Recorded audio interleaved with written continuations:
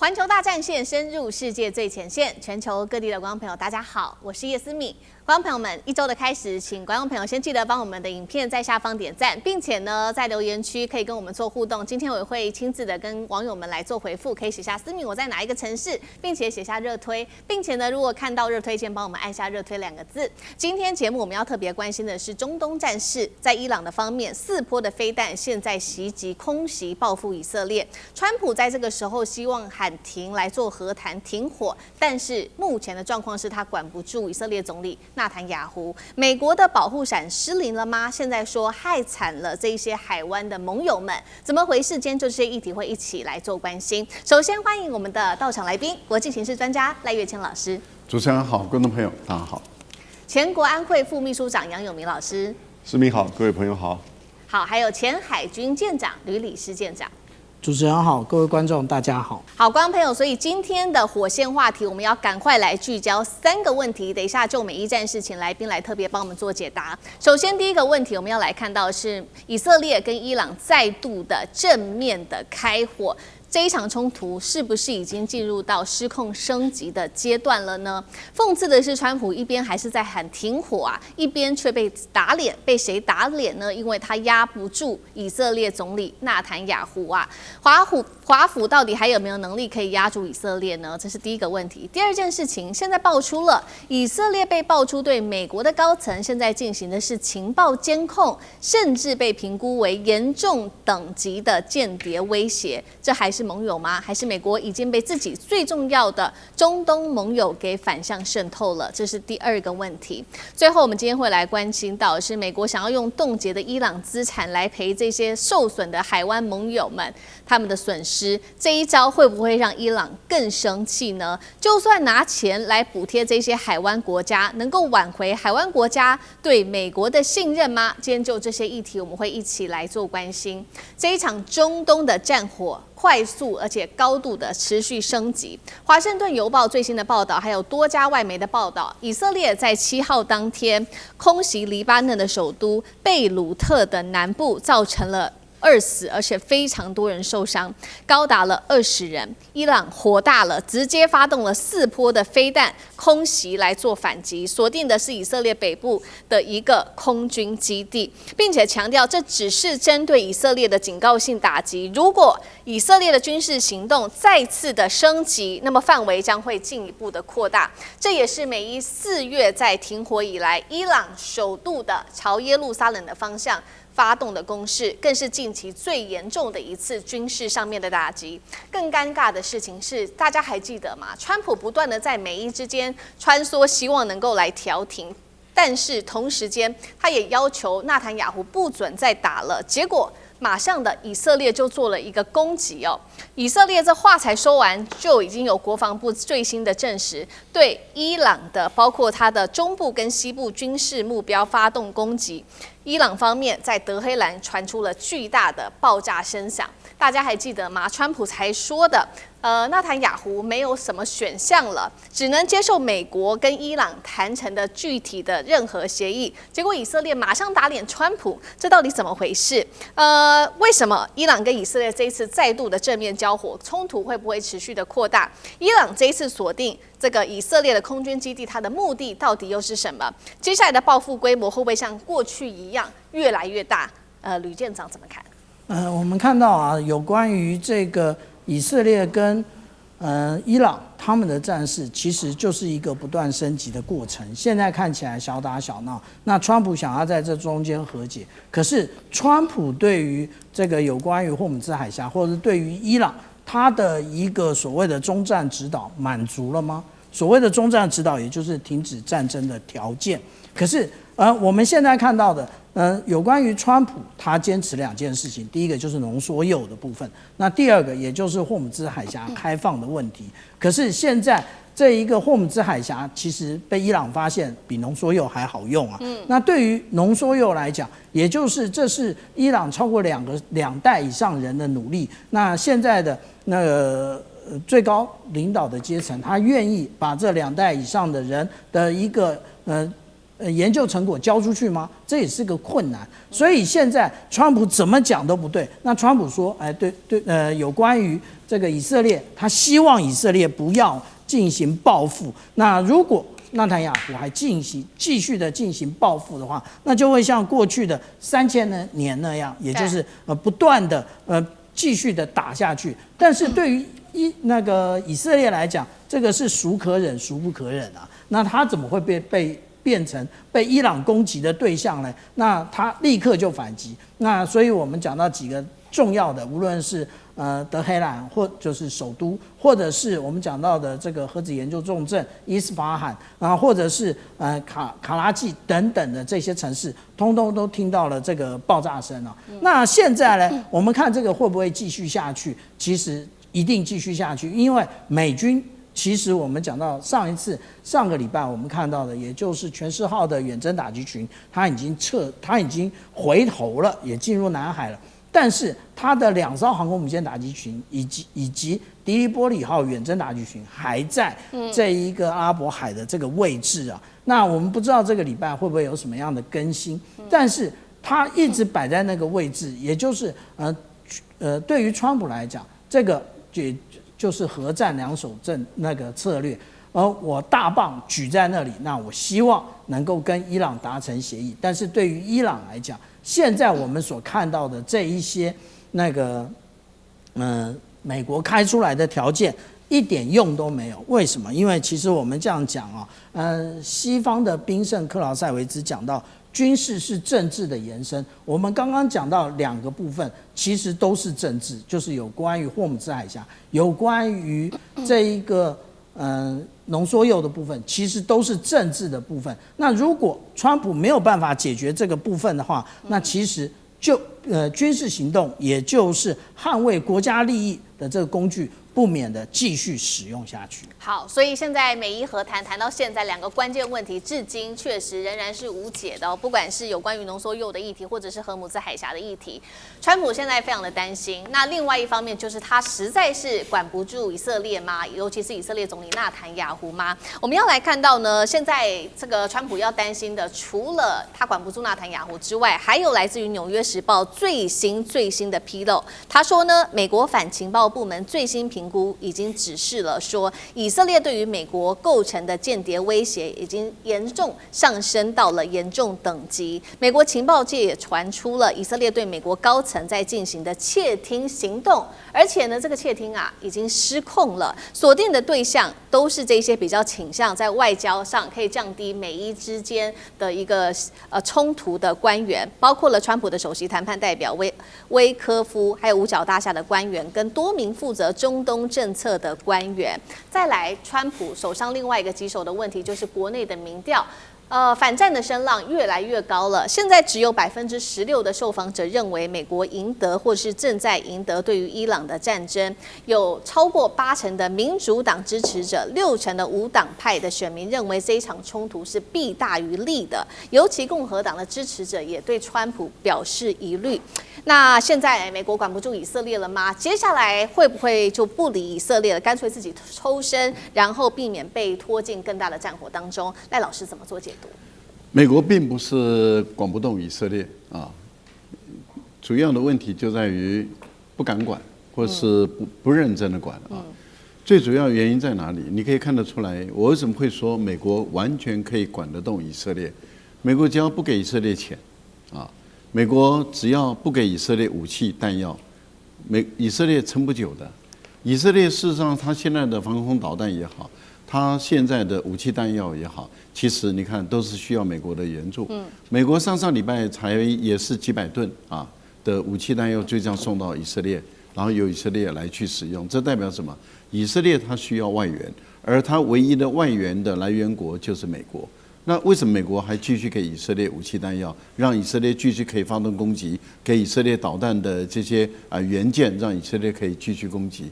这个最主要就是美国不认真管，因为美国自己政策非常的混乱。美国的政策混乱，就是你会看到美国到底要谈判还是不谈判？怎么每次谈判快成了以后，然后怎么又破裂了？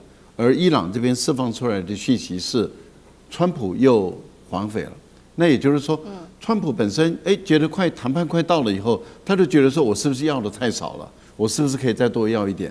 当他要再多要一点的时候，对伊朗来讲的话，就是你变来变去、改来改去，我永远就是跟你讲，我就是这样的。那你同意的话，我们就签协议了；你不同意，那我们就不要签协议，那就继续再耗下去。可是问题是你每次都快接近了以后，你又说不要了，那这样的话对伊朗来讲，觉得很困扰。可是问题就在于，美国这样做的目的在哪里？就是好像他对于这个战争到底要拖下去，还是真的要结束，他自己也取舍不定。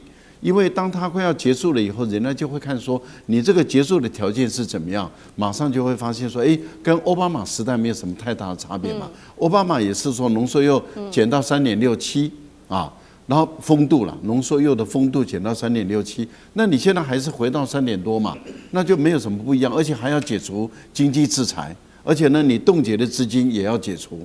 那这些就跟奥巴马时代一样，那没有两样的话，你为什么要当初要撕毁这个协议？你为什么要发动这场战争？那这个时候，川普又守不住了，因为连攻击他的人都是他自己的前任国务卿，庞贝奥说，我看没有跟那个奥巴马有什么两样啊。对。所以对川普来讲，那又重新来，对伊朗来说的话，那你莫名其妙，那就继续停火，继续僵持在那个地方。对以色列来讲，就是不希望战争停止，所以现在就赶快就再打一下。打一下的时候，如果美国真的不让以色列打，美国可以做什么呢？可以说那武器弹药就不会再给你了。所有的东西我都不会再给你。那当然，有些人会问说，那美国的犹太人会死伤力啊？没有错，美国的犹太人有作用。可是问题就在于，美国的犹太人真的敢跟川普翻脸吗？川普如果真的要翻脸，川普发动的白人，坦白说，在美国的犹太人还是会担心他的身家的安全。也就是说，如果白人真的翻脸了，其实在德国就是一个案例嘛。德国的案例就是白人真的翻脸了以后，犹太人他本身的身家性命就有危险了。难道这种前车之鉴，在美国的犹太人，他们不会懂他们的历史上曾经发生过什么事？难道真的美国的白人就跟德国的白人不一样吗？不一定不一样吧。一旦真的要翻脸的时候，一样还是可以干的。好，这第一个。那另外一个，美国敢抽身吗？美国不敢抽身的。为什么？因为美国也抽不了身了。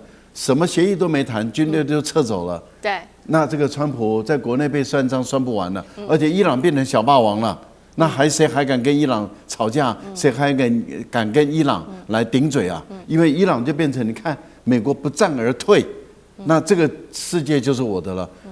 伊朗打以色列那就不客气了。所以，除非你美国变成把以色列变成一个代理人战争，但是如果真的伊朗全力的攻击以色列的话，以色列熬得住长期的战争吗？也熬不住的。所以我个人认为，美国现在是抽不了身了。好，一方面我们现在看到这个美国它这个针对以色列的问题感到非常的头痛。那另外一方面，其实呢，川普他要担心的还有这个不信任来自于这些海湾国家，包括了刚刚特别提到了，每当这个美军攻击的时候呢，伊朗反击的往往都不是美国自己的本土，现在呢都是攻击这些部署在中东的美军基地。哪一些国家受害最深？当中包括了科威特、巴林、卡达跟阿联这一些国家。所以呢，川普现在是想要试图的这个缓解和海湾国家之间的关系吗？他现在想出了一个新的方法，这个方法还在研议当中。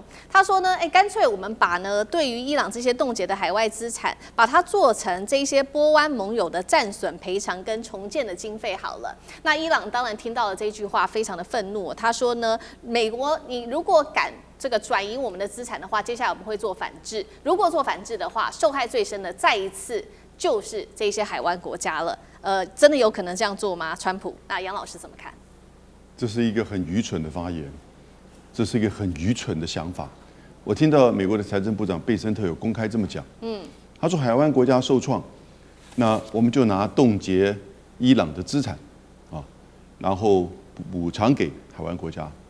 第一个，对伊朗而言呢，这是他们的主权财产，是美国非法的冻结甚至侵占。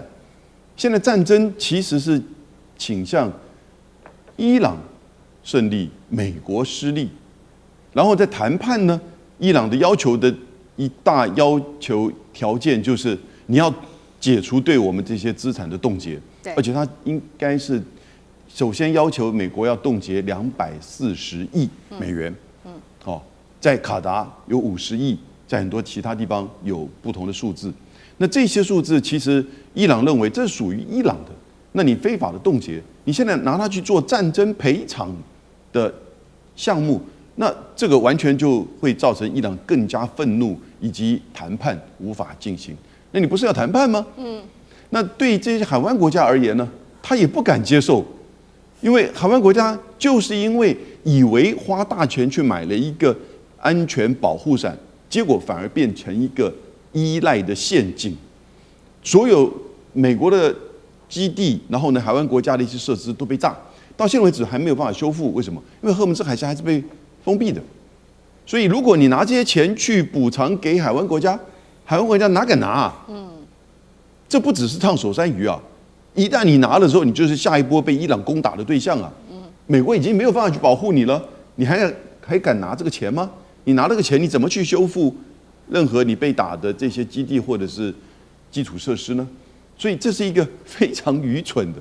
那这个案子，这个想法提出来，更就加深了伊朗对美国的这种不信任。那我都要你解除冻结了，你还拿这个钱去赔偿给海湾国家？海湾国家根本不就是你这次打的战争当中的这个共犯吗？所以海湾国家也是哇吓到，这个万万不可。那基本上如果一旦拿的时候，你跟伊朗这个仇啊就结深了，而且会更深。所以我就说，贝森特他完全不懂国际地缘政治，我甚至都怀疑他懂不懂国际经济。他做这种想法其实要不然就是他是愚蠢，要不然就是他真的不了解这整个战争的复杂性。而事实上，这个想法对川普和伊朗现在的谈判是帮倒忙的。好，谢谢杨老师。那我们休息一下，马上回来。地缘政治、美中之争、战略价值、强权崛起、小国生存，现在与未来洞悉事件走向，掌握世界脉动，全球观点尽在环球大战线。好，观众朋友，今天财经焦点赶快来关心的是历史级的美股泡沫末日进入倒数了吗？欢迎观众朋友跟我们做互动。如果您认为真的有危机了，留言写1；如果您认为美股还会继续的持续的暴涨，可以留言写2，跟我们一起做更多的互动。来关心到是费半指数暴跌了10%，AI 神话现在松动，还包括了美股、美债、黄金、比特币全面跳水。下一张股牌会是 AI 还是整个华尔街惨遭血洗？今天就这些议题，我们会一起来做关心。大家还记得吗？事情就是发生在上周五，惨遭了空头血洗，美股4大指数全面重挫，是上演了惊悚的黑色星期五大逃杀。赶快来看到一下细节。费城半导体指数暴跌幅度超过10%，当中是 AI 股暴跌幅度是最高的，几个领先的这些非常重要的企业，包括了博通股价重挫15%，美光股价重挫13%，辉达6%，AI 跟晶片股展开了大逃杀。短短1天之内，美股市值蒸发幅度高达了1.8兆美元。不只是美股血洗，包括了美债也血洗，黄金同样是暴跌，而且还有比特币也是暴跌，一度暴跌幅度超过5%，失守了6万美元大关。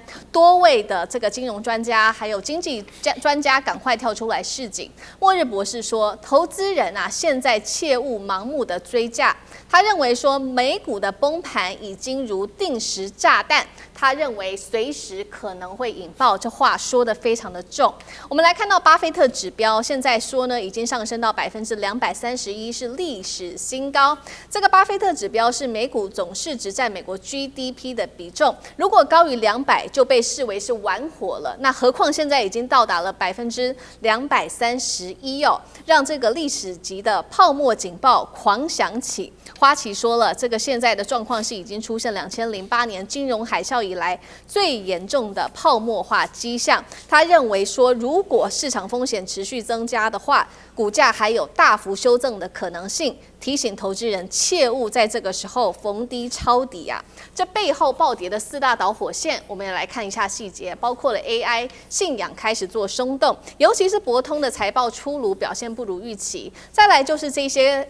AI 股现在的信仰开始松动，但是我们看到 AI 新创却还是在疯狂的筹资。首先 ，Alphabet 宣布将会发行的是800亿美元规模的股票筹资 ，Meta 也说接下来它会跟着一起跟进。再来就是美国新出的这个5月非农新增就业人数表现强劲，达到了17.2万人，失业率维持只有4.3%。现在看起来这些经济数据蛮强劲的，所以看起来。这个联准会降息的梦就会碎了，有可能升息，所以带动了股市暴跌。另外就是美国自己的通膨问题还非常的严重，消费者物价 CPI 预估年增率还高达了4.2%，创下3年新高，就怕联准会。会持续的升息。现在川普出来说话了，他说啊，联准会你这个时候如果升息，这绝对是错的，再度的呼吁应该要赶快来降息。所以今天节目一开始要特别请教赖老师怎么看？我们刚刚看到了这个巴菲特指标升到了历史高点，末日博士也出来警告，别急着抄底，这些都是华尔街的专业人士说的话。市场甚至出现了2000年或者是2008年这个金融海啸前的警讯，美股现在是一个健康的修正状态，还是有可能进入历史级的泡沫悬崖边缘 ？AI 神话有没有可能破掉，成为金融海啸的第一张骨牌？赖老师怎么看？我看现在很多人都很焦虑啊，很多人他都陷入一个非常迷惘、非常彷徨啊，非常恐惧。然后有些人可能认为说这是一个好机会啊，也就是当初高点的时候我没有买，那现在我是不是应该赶快进来抄底了啊？因为这样狂跌，这是不是一个最好的机会都折断了啊，往下折了，所以我现在是不是赶快进场来捡便宜，然后我还可以再赚一波？各种论断都有，那看你是信谁，你信末日博士的，信巴菲特指数的，他都告诉你说不要再玩了，够了啊。要赶快保守一点了，但是有些人会说抢进啊，这是捡股票最好的机会啊，是因为过去啊都已经涨到那么高点了啊，联发科涨到多少了，台积电涨到多少了，你现在不赶快去啊抢底的话，到时候明天一反弹你又2晚了。你看我就告诉你，我之前我就跟你讲。700-800点的时候，我就说会涨，你就还看。我说2000点、2000多点，你不相信？1000点呢，破了1000点，你还在问我，我就跟你说2000点，然后现在你还是不相信？你看吧，破了2000点了啊，那你现在信还是不信啊？你说折断了，折断了就是抄底最好机会啊，你信还是不信啊，观众朋友？那现在的问题就在于健康吗，还是不健康？因为没有人去看本益比了。没有人去看这个股票，它本身，因为现在6月份已经是股东会了，股东会已经陆陆续续都除权息都开始了，没有人在乎除权息的一个基本面，没有人在乎它的本益比的基本面都不在乎了，都说股票是买未来，未来我们它很有可能不得了的好啊，所以啊。他今年表现不好，今年的股息根本分不到1毛钱，搞不好还贴的。但是这个股票已经猛涨了，所以该不该买啊？该买啊，买未来啊，因为未来没有人知道啊。所以观众朋友，如果你是投资者，我坦白说，如果我的建议，我觉得谨慎保守是当前经济环境最恶劣的最好的一个方法。不要羡慕别人在上个礼拜之前赚了一大笔钱，不要去羡慕他们。是，但是问题就在于你现在就应该抄底吗？有些人说，或许股票就是跌一天，明天又弹上来了。如果明天弹上了，后天再重挫，那这个才是最可怕的事。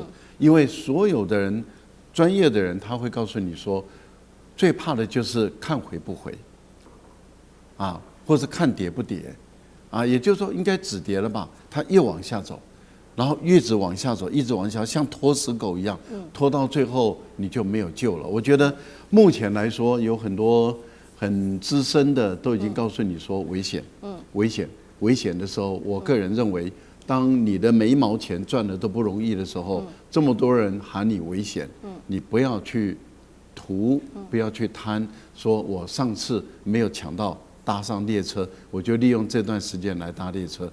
我觉得安全，手中钱在你手中最安全嘛。目前来讲还是安全一点比较好。好，我们现在看到包括多位专家，还有来自于华尔街的这一些金融巨擘，都对于当前的这个美股啊，还有美国的不管是债务啊、金融表现，都是以比较保守甚至是悲观的一个市景哦。那同样的问题，吕舰长又怎么看？包括了这次跌的不是只是美股而已，全面重挫指的是说美债啊，还有包括黄金、比特币全面暴跌。舰长怎么看？以前我们来看到有关于股票或者是债券、黄金跟比特币，它之间是有一种联动，但是呢，不是全部都正面，也不是全部都是负面的。可是我们现在看到的是，也就是全面齐跌。那这个全面齐跌，第一个我们先看到啊，今天台湾的股市中场以下跌1568点做收。那其实中场最大跌幅高达了2700点。那还遇到了很多的大型券商啊，它的 APP 故障。那也就是你想逃无门啊，想减不能啊。那也就是大家要买也不行，要卖也不能。然后你就看着那个指数不断的往下跌。那刚刚赖老师已经给大家做了很多的建议劝告了。那其实我们来对应一下啊，从历史来见今。那当然，我们来从历史见今的话，我们会看到有一个叫做牛熊指数的。那牛市我们一般讲的也就是多头，熊市我们一般讲的就是空头。那它当这个牛熊指数接近100的时候，其实就是下跌的开始。那我们从过去无论是2000年的网络泡沫，或者2007年到2008年的次级房贷的时候，或者是我们看到这个有关于2022年的这一个新冠肺炎的时候，其实它都到达了我们刚刚讲的牛熊指数100%的部分。那也就是刚刚大家都认为啊，这次不一样啊。那这次绝对没有不一样，完全相同啊。那也就是刚刚赖老师讲的，也就是看回不回，看跌不跌，这个叫做什么？这叫做多头不死啊，空头不止。那也就是会不会继续跌下去是一个问题。但是黄金是大家现在比较喜欢讨论的部分啊。那黄金它跟其他的金融商品最大的不同，它没有利息的存在啊。但是我们现在来看啊，这个有关于黄金的部分，每次当它下跌的时候，重挫的时候，都有很高的那个成交值，也就是接手的力道非常的足够。那为什么呢？例如说，我们来看到4月跟去年的跟今年的2月都分别有一次，然后前几天也是如此。为什么是这样？其实真正后面最大的作手，也就是各国的中央银行，因为在各国的中央银行历经了，也就是看到了美国是如何的对待，无论是这个俄罗斯，或者是我们看到的这伊朗，都知道，如果你现在不是持有黄金，你的币值不是跟黄金联动，而是跟美元联动的话，随时美国要你死，你就是死啊。那所以也就是。当大家不看好黄金的时候，黄金就有很大的接盘。可是我们现在看到黄金进入了一个箱型整理的一个状态。那这一个部分呢，也是劝告大家投资是有风险的。那各种风险要自己承受，不是我们这个节目讨论的是国际政治，不是股票分析啊，所以大家要特别小心。好，这个确实我们是讨论国际政治哦。那不过呢，我们也来看一下，那这个是跟 AI 有关系的 ，AI 会不会经历接下来的泡沫化？因为也有许多专家这样子的事情，那杨老师又怎么看？我比较就是平衡一点哈。我觉得其实现在，如果以今天而言，台股你看它虽然是掉了1500多点，但是台积电大概掉了70块，3%。可是呢，买零股的哈，也就是不买那种，就买零股的哈，什么10股啊、100股啊这样子的哈，来到了180亿。所以这些散户还是对台积电非常有信心。这什么意思呢？也就是对 AI 有信心，还是说对接下来的科技发展所带来的这种投资扩张有信心？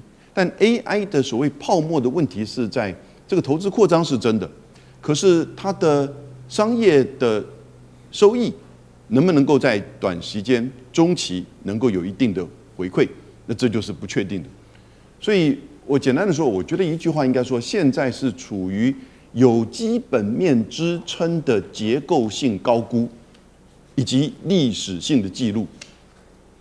那这个结构性高估会让人紧张，所以你看到那个巴菲特指标231，巴菲特自己他在就是2001年接受《财富》杂志的时候说，他说如果这个比率高于200的时候那就是表示你在玩火了，表示这个火已经玩得很大了。那花旗的警报更说，它是在18项指标当中，现在已经有11.5项达到最高指数。他说只要超过双位数就已经很危险。那过去的确，那个.com 泡沫化的时候是来到17.5项，而2008年的金融海啸的时候来到13项。所以花旗的这个数字也告诉我们，其实接近很危险过去2次.com跟金融海啸更为严重。所以的确市场过于集中，就是历史的记录。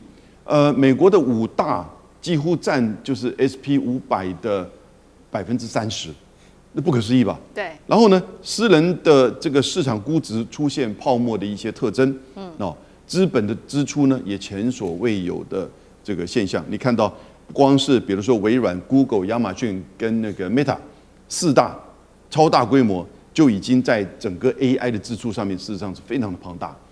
那可是现在有几个不一样，就我刚刚讲资本面支撑什么意思呢？因为这些大的刚刚讲到5大还是4大，应该讲美国主要是8大，都还在赚钱。辉达2026年的就是整个收入达去年2159亿美元，毛利率是71%，净利率是53%，所以他自己本业在赚钱。虽然投资是很大，然后呢，企业的财务体制比2000年.com的时候是要健全很多，没有很多公司前8大在玩杠杆。台湾的科技产业也没有什么公司在玩杠杆，也就是财务性的操作其实是很少见。以前根本就是一窝蜂的下去，是比那个点数，然后玩这个杠杆。是。然后呢，盈利的成长是有真实的基础，所以这几个又很真实。只不过就是说，短期它的收益是不是能够出现？我们现在看到有一些美国的企业发现到，它的光是 AI 的支出已经高过它在裁员上面的节省，也就是这些使用这个 token 每月在结算的时候呢，就发现到问题很多，因为价钱很贵。可是现在光是 OpenAI 或者是 Anthropic 以及 SpaceX 现在准备要进入 IPO 的阶段，这3大巨型 IPO 能不能真的有效的募资？大家对于市场的评估现在看起来就是很紧张。所以我还是一句话，这是有基本面支撑，因为它代表的是新的科技世代。你不能再用传统的思维、财务的思维、杠杆思维来看。可是呢，真的出现了历史的记录，也出现了结构性的高估。那这个高估，那就要你自己估了。所以呢，我们只是把基本面呈现出来而已。好，谢谢杨老师。那我们休息一下，马上回来。地缘政治、美中之争、战略价值、强权崛起、小国生存，现在与未来洞悉事件走向，掌握世界脉动，全球观点尽在环球大战线。持续关心日本这一次真的慌了，我们来看到的是大陆隐藏的王牌亮剑了。这一次要断供的就是给日本的钨金属，那么会影响到包括了晶片、航太、军工的命脉，一刀封喉。今天就这些议题，我们会一起来做关心。中国大陆这一次对日本的反制，主要就是收紧对日本出口的钨直接掐住了日本非常重要的工业命脉。我们赶快来看到细节。从今年的1月份开始，大陆启动的是2用物项的出口新规，针对了包括各种的钨这一些核心的战略工业材料，对日本出口现在直接几乎降为0了。这种精准打击被视为是对日本的高阶制造业一个最核心的一个打击，直接断掉它的命脉。接下来会如何影响到日本的高端产业制造链的发展呢？没有钨的话，我们来看到是没有办法制造这个晶片的，还有军工的，还有车用跟航太跟高温的这些零组件，甚至是打仗要用的飞弹、弹芯，还有穿甲。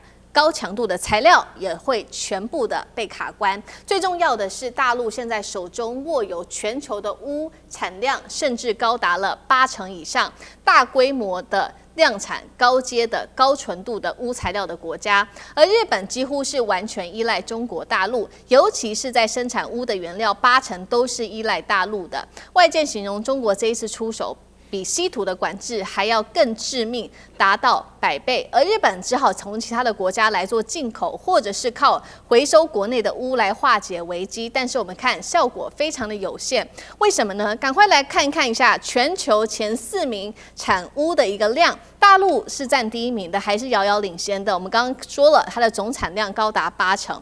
第2名的越南是已经看到它的年产量只有3000吨，远低于大陆的6.7万吨。而第3名的哈萨克跟包括了俄朝2国是远远的并列在第3跟第4，产量明显的非常的不足。而由于大陆对于这个钨做了非常严格的管制，导致钨的价格现在也是狂飙，1年之内暴涨幅度高达了50%。住友因为成本的增加，现在已经上调了60%他们的价格，还有三菱综合呢，他们也上调价格达到3倍。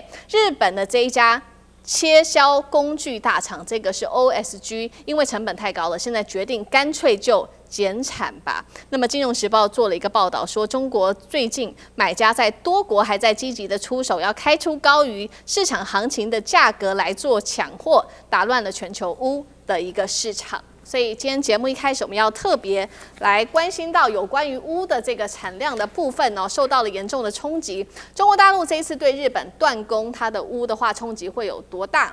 那这一次的钨金属杀伤力会比稀土还要更大吗？杨老师怎么看？答案是肯定的。这个对日本的军工产业，它是大陆是2026年的1月公布的，叫做两用物项和技术出口许可证的管理目录，有谈到稀土以及关键的矿产，那中间一个很重要的就是钨。那所以你看到在因为你针对军工产业，那日本的一些企业比如说三菱重工，它是也有做军事，但它也有做商用的。所以中国大陆这边申请的时候，其实它也没有办法去做很清楚的厘清那给你三菱重工，就人家申请说你是商用，但我怎么知道你能够保证说不会流到这个军工产业？所以2、3、4、3个月基本上出口到日本已经基本上归零。那这个会对日本已经产生了严重的影响，因为钨其实它有3种产品一叫重钨酸铵，我们简称英文叫 APT， 或者是碳化钨、氧化钨，而它在就是磁铁在就是电动车，在风电，在半导体，在精密工业，随便你举例啦，都会用到关键的钨。那这个钨呢，中国大陆大概占整个就是常量有440万吨，1半以上在中国大陆。然后呢，产量呢6.7到6.8万吨，占80%。那排名第2的是出口有钨的这个国家，排名第2像是越南3000吨，然后呢哈萨克2400吨，换算说后面这10个国家加起来还不到中国的1/10，所以基本上是无可替代，它叫做单点失效，意思就是说，当这个国家对你采取管制的时候，你几乎没有办法找到替代，因为也就是你现在日本在做的是去把大家的这些有钨的这些商品做回收，那个不太可能，那只不过是把价钱垫得更高，而且很短期的这个效益。所以你就看到现在钨的这个情况呢，也的的确确出现就是对日本严重的打击。那钨有没有别的矿产可以替代钨呢？这里我也研究了一下，钨的熔点高达3422°C，也就是所有金属里面最高的，它的密度是19.25，好，然后呢，这个也就是说它有高硬度，然后呢，它在高性能的工业、国防工业、在半导体工业，通通都具有最优的这种效能，几乎是不可替代。那不可替代情况之下，那别的国家来去援助日本吗？也不可能。那别的国家援助日本就会违反中国大陆公布的管制的这个项目。那别的国家或者别的国家的企业援助日本的时候呢，你就会被就是下一步你被管制。你也可以说叫长臂管辖啊。但是呢，这基本上其实是对日本军工产业，尤其因为日本牵涉到就是上次整个在军事化，甚至中国大陆指控的所谓新型的军国主义，谈到了台湾有事，而且你看到最近，还跟菲律宾想要在台湾东海岸去做划界，那这些作为其实根本就是对着中国来，在形成一个我把它叫做东亚抗中三姐弟，这种所谓的这种代理战争的小联盟，那这已经很清楚，这军事上、领土上。主权的权利上针对中国大陆而来，那中国大陆就在你的军用的这些项目的制造产业里面管制你最关键的钨，而它这个管制不只在军工产业，已经扩散到日本的所有产业了。好，所以现在的问题是说，那中国不卖钨给日本，那也不让其他国家，杨老师刚刚提到卖钨给日本，那中国的产量又远远的高于其他的国家。现在日本对于日本的冲击有多大？会不会比当初我们讨论非常多的稀土还要更致命？那赖老师怎么看？那个致命太多了。我只举一个例子啊，我们都知道日本的经济赖以为生的啊，最主要的经济产业就是这个汽车制造业。各种样的汽车，不管是 Toyota 的丰田的或者是其他的三菱啦，或者您知道制造一个，因为像丰田，它现在的主力要推的就是气电混合车。气电混合车一辆车，它要使用钨至少是1.5公斤到2公斤一辆车因为它用在锂电池。锂电池如果你要快速的充电，那么以日本现在丰田所研发的技术。它最主要的要使用大量的钨矿进来去制造成为它的能够快速充电的这些特殊技术，还有像我们用的刹车板那刹车板本身它也要用钨的金属来去做，因为高硬度、高温度的一种把它夹住的这样的，你可以看到，对于日本来讲，你生产一辆车就要这么多，那日本一年要生产几百万辆的车，所以它的钨矿的使用量是非常的巨大。这个我们只是还举一个小例子而已，只是指汽车工业而已。那造船工业要使用量更多了，对导弹、炮弹、枪炮，这个都是需要使用到钨。所以对于日本来说，它现在正在转变这个武器出口3原则，所以它要制造，它还要想帮美国承建这个。所谓的这个军舰，可是它要用到的是几百到上千公斤，也就几吨重的钨。那请问一下，我们刚刚讲的这个越南也不过就是3000吨嘛。对。那请问一下，日本现在怎么办？好，那因此他说他现在把这个旧有的这些有关于钨的这些材料拿来回收利用，那是一个姿态而已。为什么？第一个，你使用过的东西，你要把它装在新的产品上的时候，例如说我使用过的这个马达，或是这引擎的所谓的永磁土的磁铁，我把它拆下来，我要用在这个新的汽车上，你消费者你要买旧的还买新的，你会担心说它本身的良率，或者是它有没有瑕疵，它到底能不能用？所以我觉得它会造成它本身的产品。让消费者更加的不信任，所以我个人认为，对日本来说，这是没有办法中的办法，而且也是一种姿态。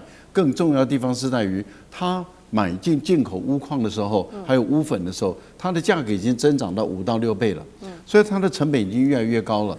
它成本越来越高，它已经要开始反映给消费者来分担它的这些造价的话，那就会造成日本本身的这些产品，它在国际竞争上。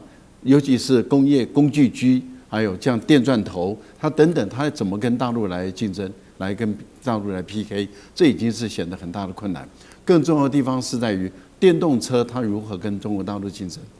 它现在已经排名第2了，在未来来说的话，当它的钨是完全用尽的时候，其实就是日本的电动车、日本的这种气电混合车，他们的末日的时代来了。所以我个人觉得，日本现在最苦恼的地方是在于，它拿不到钨，它的整个经济命脉、工业基础绝对会受到非常严重的冲击，而它无解。好，所以我们现在看到这一波是中国大陆针对日本的钨的限制，影响到日本不管是在军事的发展，这个武器，或者是工业，甚至在汽车科技产业上面的发展。那如果说呢是在跟美国做比较的话，现在如果美国也没办法拿到这些钨，我们看到不管是在美中贸易跟军工竞赛当中，会不会同样也是一个非常致命的王牌？另外一个问题是说，大陆已经有这么多钨了，为什么还愿意去高价收购其他国家的钨？那舰长怎么看？为什么中国大陆要全球扫货？为什么中国大陆它需要这个不断的那个提高这个价格？那其实全球扫货，也就是当我不断的购买的时候呢，也就是这个价格会不断上升，因为其实我是最大出口国啊，那我把别人的都买掉，你们只能来跟我买，然后我就提高价，不断的提高我本身的价格，因为我们刚刚讲到。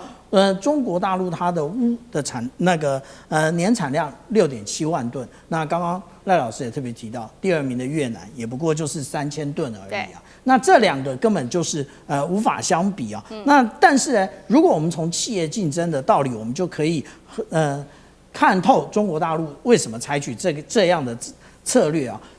我们看到1979年 Michael Porter 提出了5力分析，他其实谈到了5个力量，那我们今天只谈2个，也就是买方以及卖方的议价能力。现在呢，对不起，也就是对于各国中国大陆对于各国扫货的时候，问题是各国的产量都少，那个价格当然水涨船高。那水涨船高，我买了之后，那我就会用更高的价格来卖，也就是我卖方的议价议价能力其实是完全充分。那至于说其他的，例如说有没有新竞争者，没有。那是不是有替代的能力，也没有。所以现在这一个军工产业，它必须使用钨，因为钨其实是半衰铀的除了半衰铀之外，它的硬度最强的。那例如说，我举个例子，我们看到的方阵快炮，它最早之前使用的弹头就是半衰铀的弹头。可是半衰铀的弹头，它在储存的部分呢，它有非常多的问题，所以后来统统改成钨。那我们看到以方阵快炮，它一启动啪一阵打。那要花多少钨呢？那我们来看看这个全世界的产量，还偏偏的真的就是中国大陆，它的一个存量最高。但是我们不要忘了，还有另外一个国家存量也很高，也就是颜色越深的存量越高，那个叫做加拿大。加拿大其实这也就是为什么加拿大它有底气说，中等国家要团结在一起，因为它有各种的矿产，那你们要跟我团结在一起，不是我跟你们团结在一起，然后可以对抗美国。其实美国也有很好的产量，但是我们另外看到有关于城市垃圾的部分，也就是我们回收手机、回收这些电路板到底有没有用呢？其实现在大家都在探讨。我们第一个看到的这个，也就是各种论文呢，以及文献呢，它的这个或者是我们讲到专利的这个的这个数量越来越高，但是我们看到真正回收最多的是电缆，那可以回收到这一些无论是钨或者是我们讲到的稀有金属的部分呢，其实这个都很低。为什么？因为它在这个电路板或其他部分只存量就是说它所含有的分量很少，但是你要把它如何萃取或者溶解出来，那要花很大的一个金额，或者是花很大的一个污染。所以其实现在都非常困难。那中国大陆当然除了我们讲到稀土之外，另外就是用钨来捏住日本的脖子。好，谢谢舰长。那我们休息一下，马上回来。地缘政治、美中之争、战略价值、强权崛起、小国生存，现在与未来洞悉事件走向，掌握世界脉动，全球观点尽在环球大战线。好，接下来我们要持续关心到的是岁月磨砺烈火真金啊，这是什么事情呢？就是习金会正式的登场，是不是整个东亚新的秩序要成型了呢？北韩这一次呢，特别再次的强调，绝对不会放弃核武，剑指对抗美日韩同盟吗？今天就这些议题，我们会一起来做关心。今天呢，其实被视为是这个整个亚洲国家最瞩目的国际大事，就是大陆国家主席习近平时隔7年，这一次再度的到访了北韩。那么在这个到访北韩的之际呢，我们看到韩媒特别形容说，金正恩将会以 VVIP 的超规格来接待习近平，甚至预估会动员高达了数十万人来夹道欢迎，场面要做给世界看，要传达的讯息就是中朝关系全面升温。我们要赶快来看到的是，出访前习近平呢，主席难得在北韩的劳动新闻发表了他的署名文章，强调双边的关系是非常的好的，并且抛出了4大主张。当中特别提到了加强中朝之间的战略沟通，反对霸权主义，反对一切的复活军国主义，危害地区安全稳定的图谋跟行径。最后他还强调要推进彼此平等、有秩序的世界多极化。好，我们来看到相隔达到了7年，为什么习近平这个时候再度的访问北韩？意义是什么？是要拉紧北韩来对抗美日吗？赖老师怎么解读？日本高市早苗上台以来，他得到民众很多的支持。虽然他的民调最近有在下降，但是他维持5-6成是不变的啊。这代表说，日本这个国家的基本上已经定性转成为军国主义的国家了。所以中国已经把日本定调，它就是一个军国主义的国家。那俄罗斯也把日本定调为军国主义的国家，中俄在这个部分里面是一致的。那既然都定调是军国主义国家，所以日本的这个高市早苗的一个做法，它基本上来讲是带有高度的侵略性。它不但修改武器出口3原则，它要修改宪法。它最近在测试的它的武器已经不再是防卫性的武器，而是攻击性的武器啊！这不只是12式的一个反舰导弹，不只是88式，它也在测试更新的华约式的导弹，都是具有攻击性的了。所以它对于东北亚的安全局势已经还有过去的稳定和平的一个架构，本来日本基本上在东北亚它是无害的，也就是说它不会威胁到中国、俄罗斯、朝鲜等，它基本上相对是无害，因为它的宪法规定它必须是和平的，它是专守防卫，所以它对于周边的国家不会构成危害的情形下，大家对日本是欢迎的。也就是说，过去的日本是和平的。但是现在的日本已经放弃了和平，它走向战争。在未来的日本很有可能又是军国主义的一个幽灵又再现。那在这个情形下，我们看到6月7号，高市早苗跟韩国走得越来越近了。也就是说，李在明搞多边平衡的手法跟美国好又跟日本好得不得了，又跟中国大陆好像要释出善意一样，但是他却跟日本的军国主义者发展出更紧密的军事合作关系。6月7号，日韩2国启动了这种紧急状态的军事物资准入计划，也就是说，日本可以在紧急状态的时候把它的飞机、战舰等进入韩国，韩国也可以进入日本，这样的一个情形就等于是这个军国主义者已经跟韩国在勾连了。那李在明的这种多边的玩弄的这种手法，其实中国大陆看得很明白，那朝鲜、俄国其实也都看得很明白。东北亚的局势在产生转变，一直延伸到这个南海的菲律宾。那它也就是说，日本很有可能会带动东北亚的局势的一个紧张关系。在这个情形下，中国跟俄罗斯已经发展了更紧密的关系，现在又把朝鲜拉进来，形成中俄朝的紧密的协作合作伙伴关系。我觉得这个是对于东北亚的军力再平衡是有很大的一个帮助，有很大的功能。我个人是认为李在明有点在玩火。李在明表面上看起来无害，但是李在明的很多具体的一个做法，因为您也知道，现在的国际政治上不是听你在讲什么，不是看你在演什么。啊，不是看你演在地上喝杯啤酒、喝瓶啤酒啊，好像很接地气，去吃烤肉很接地气。其实更重要的地方是在看你在做什么啊。那也就是说，当高市早苗跟李在明越来越紧密啊，两个都相赴到对方的家乡去访问，那你不觉得啊，中国在这个时候一定要巩固东北亚的安全局势啊，为稳定安全局势做出贡献，这是很重要的一个访问嘛。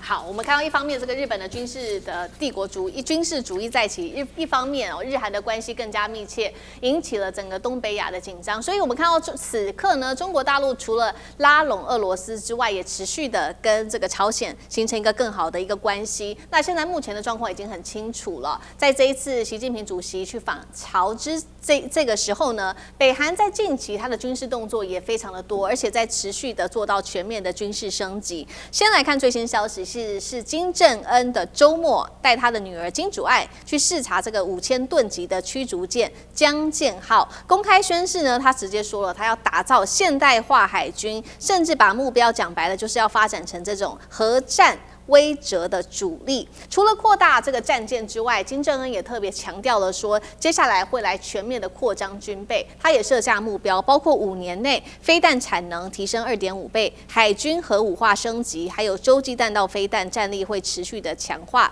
金正恩的妹妹也放话说，核武国家地位不容妥协。现在看起来就是要朝这个无核化谈判的大门，这个是等于是关上了。那么军事专家也做了预估，说目前北韩拥有超过100枚的核弹头，4座浓缩铀设备，而且有火星15、17、18等洲际弹道飞弹，可以打击到亚洲国家，甚至是美国本土。在这样的状况之下，大陆会要求北韩放弃核武吗？或是当作是这个抗美日的一个筹码？大陆的角度来看，舰长怎么看？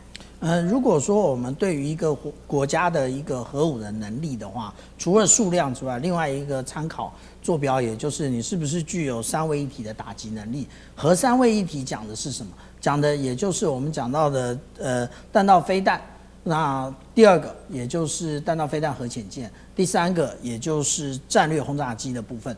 那战略轰炸机我们现在没有看到北韩在发展，但是其他的2个都已经具备了。那虽然它没有战略飞弹核潜舰，可是它有战略飞弹柴电潜舰。那同样的，它也已经在2017年跟2018年最频繁试射的时候，它已经试射过在水下试射过这个北极星1号跟2号的飞弹。至于说它的数量到底是多少，它的数量呢？如果说我们刚刚看到有关专家说是100枚啊，那如果说我们来看到这个相关的军控组织它的一个参考数据的话，也就是北韩是50枚的这个数量，那无论是50枚还是100枚啊，这个都，然后再加上刚刚那个赖老师所讲到的，以及主持人所谈到的，它的这一个火星17、18、19，其实都已经部分的涵盖到美国本土了。那对于美国来讲，那他会要慎重的考虑这一个相互保证毁灭的一个战略的部分了，而且。在北韩最后几次的这个试射的时候，他做了一件事情啊，也就是大家发现这个隧道里面拉出过电缆。我以前就提过这个，可是我这次拿出证据，就是 CBS News 它其实出了这一则新闻，大家那个时候搞不清楚到底什么原因，所以注意的也不多。那但是呢，我们如果看对照另外一本书呢，叫做 Spying on the Bomb。那他在谈到中国大陆的发展的时候，他也谈到说，中国大陆在最后这个发展核武的过程当中，也有类似的作为。那意思也就是什么？那个都是在收集相关的这一个核分裂的数量，然后能够确定它的一个这个超级电脑。那其实最近这个北韩的这个动作非常多，我们看到这个他去参观这一个铀浓缩厂的一个部分。那另外他还展现了这个有关于燃气舵的这一个火星17。那同样的，他又带了现在的这个北韩的飞弹局局长金主爱那去参观这一个我们刚刚讲到的江舰号。那其实江舰号也已经试射过飞弹。那这也就是告诉大家，如果要北韩回到无核化，基本上就是7个字，一点机会都没有。好，所以一方面我们看到北韩在强调它的核武的发展，那现在看在川普的眼里是非常的紧张了，他也希望说能不能再举行一次金会呢？至少是说在这个无核的发展上，他能够再贡献一份力量。那现在有传出说，希望习近平能够穿针引线，让他去见到金正恩。但是事实上，我们也知道，川普先前有3度的举行这个川金会都破局哦，没有让这个朝鲜放弃它的核武发展，包括2018年在新加坡，还有2019年在越南河内跟板门店这边，他们2位都见过面。同样的问题，杨老师又怎么看？我觉得现在世界各国，包含美国跟中国大陆哈，已经把北韩视为叫做事实核武国。在21世纪初的早期的时候，我也参与过东北亚的安全对话。那个时候，连北韩的学者后来都有来参与，英文都不错。那相关的这些区域啊，安全的概念都掌握很清楚。但是到了2006年，他们第一次进行核子试爆，就整个改变了。然后呢，这个过程当中也有6方会谈，最后并没有劝服伊朗，这个北韩真的放弃核武，一直做了6次核子试爆，到了2017年最后一次，然后它的这个规模呢、当量呢，其实已经跟美国、中国接近了。而过程当中，它也在不断的测试中程、长程，然后呢洲际的弹道飞弹，它并没有像是中国大陆从海南岛打到夏威夷南部那12000公里的飞行距离，但是呢，它往就是太空射、大气层射，然后呢中段不断的测试确认它能够飞到12000公里，打到佛罗里达。所以从它的核子弹头、核子技术，以及从它的载具到就是洲际弹道飞弹，它已经是具有核武吓阻能力的事实核武国。也就在中美英法俄之外的印度、巴基斯坦跟北韩这3个国家是一样的。另外一个国家是以色列，不过它没有试爆过。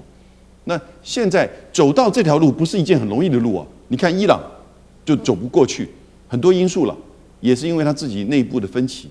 所以北韩的确那阵子走过来的时候呢，它内部的压力很大。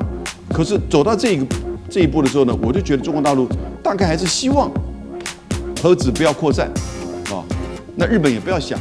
可是问题是。